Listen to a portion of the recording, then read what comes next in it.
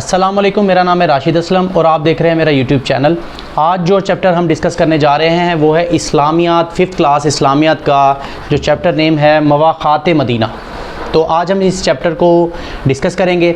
इस चैप्टर को डिस्कस करने से पहले मेरी आपसे रिक्वेस्ट है कि जिन लोगों ने मेरा यूट्यूब चैनल को अभी तक सब्सक्राइब नहीं किया है वो मेरे यूट्यूब चैनल को सब्सक्राइब कर लें और बेल आइकन को प्रेस कर दें ताकि मेरी हर आने वाली नई वीडियोज़ उन तक पहुँच सकें और उनके लिए फ़ायदा हो।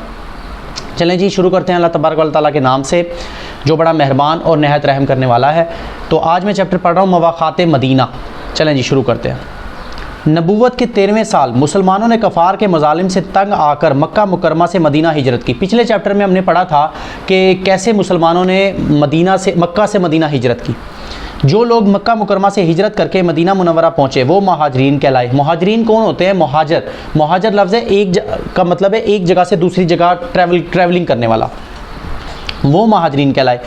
चूँकि कई लोगों ने मक्का से मदीना हिजरत की थी तो इसलिए उन्हें महाजर कहा जाता है। मदीना मुनव्वरा में रहने वाले मुसलमानों को अंसार कहते हैं। वो जो लोग वहाँ पे पहले से रह रहे थे मदीना मुनव्वरा में वो अंसार थे, अंसार कबीले से थे। हिजरत के बाद मदीना मुनव्वरा पहुँचने वाले मुसलमान खाली हाथ थे, इनका कोई ज़रिया माश ना था। अब ज़ाहिरी बात है जो मक्का को छोड़कर मदीना जा रहे हैं वो अपने घर बार तो उनके सारे जो खेत थे जिनमें वो कमाते थे या घर थे, सामान था, वो छुप के आए थे, कुछ लेकर साथ नहीं आए थे। क्योंकि अगर वो सब कुछ साथ लेकर आते तो कफ़ार उनसे पूछते कि तुम ये कहाँ जा रहे हो, क्यों लेकर जा रहे हो, और वो उनको मार देते। तो वो छुप कर आए थे तो सब चीज़ें वो अपनी मक्का में छोड़ आए थे। मदीना में वो अपने साथ कुछ भी लेकर नहीं आए थे। हज़रत मोहम्मद सल्लल्लाहु अलैहि वसल्लम ने महाजरीन की ज़रूरियात पूरी करने के लिए महाजरीन और अंसार के दरमियान भाईचारा कायम फरमाया जिसे मवाक़ात मदीना कहते हैं। अब ये भाईचारा क्या था ये हमने इस चैप्टर में डिस्कस करना है। आपने अंसार और महाजरीन को हज़रत अंस बिन मालिक के मकान पर जमा किया और इनके दरमियान भाईचारा कायम फरमाया। हज़रत अंस जो है वो सहाबी हैं और उनके मकान पर जो है वो तमाम लोगों को इकट्ठा किया और भाईचारा जो है वो कायम किया। क्या भाईचारा था हम आगे देखते हैं। इनकी कुल तादाद 92 थी, यानी 92 लोग थे अभी तक वो। आपने एक महाजर का हाथ एक अंसारी के हाथ में दिया और फरमाया कि आज से तुम दोनों भाई भाई हो। यानी कि आप सल्लल्लाहु अलैहि वसल्लम ने एक अंसार का हाथ एक महाजर के हाथ में दिया और कहा कि तुम दोनों भाई भाई हो। यूँ ये लोग एक दूसरे के दुख दर्द के साथी करार पाए। अंसार ने महाजरीन का हर तरह से ख्याल रखा, इन्हें अपने घर ले गए और अपनी हर चीज़ में शरीक किया, यानी कि अपनी प्रॉपर्टी तक उनसे शेयर कर दी। अगर किसी के पास 2 खेत थे तो उसने एक खेत अपने महाजर भाई को दे दिया और एक खेत खुद के लिए रख लिया जिसमें से वो कमाता था, और एक में कहा कि अपने महाजर भाई को कि तुम ले लो और तुम कमाओ और अपने बीवी बच्चों को खिलाओ। हज़रत साद बिन रबी ने हज़रत अब्दुर्रहमान से कहा, मैं अंसार में सबसे ज़्यादा मालदार हूँ, आप मेरा माल 2 हिस्सों में तकसीम करके आधा हिस्सा ले लें।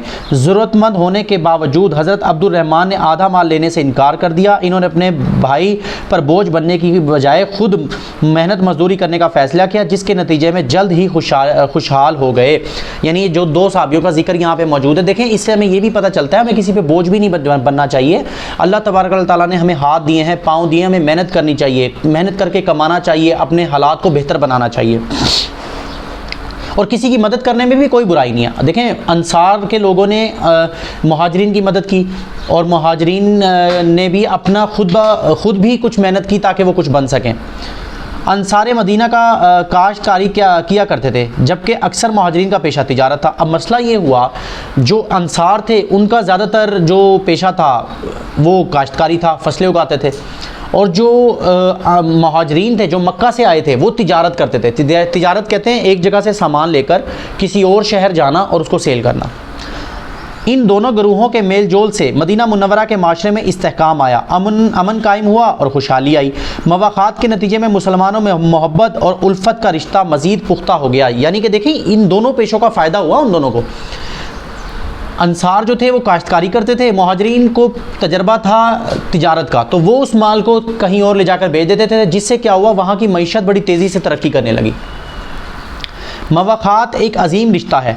ये रिश्ता नबी अकरम सल्लल्लाहु अलैहि वसल्लम की ज़बरदस्त हिकमत व दानाई को ज़ाहिर करता है। इसके नतीजे में मुसलमानों में मोहब्बत व अख़ुवत का रिश्ता कायम हुआ, इनमें खैर ख्वाही और एसार का जज्बा परवान चढ़ा, माशरे में इस्तेहकाम पैदा हुआ। दर हकीकत मवाक़ात मदीना में उम्मत मुसलमान के लिए पैगाम है कि मुसलमानों में असल रिश्ता ईमान का है।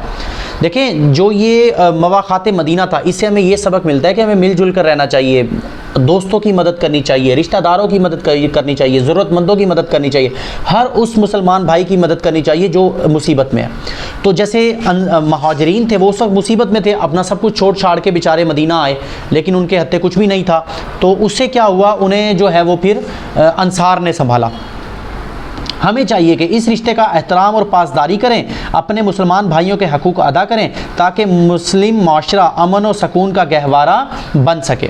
तो ये जो था आज का हमारा चैप्टर था मवाक़ात मदीना, जो कि ख़त्म हुआ, मैंने आपको पढ़ दिया। उम्मीद है कि आपको समझ आई होगी।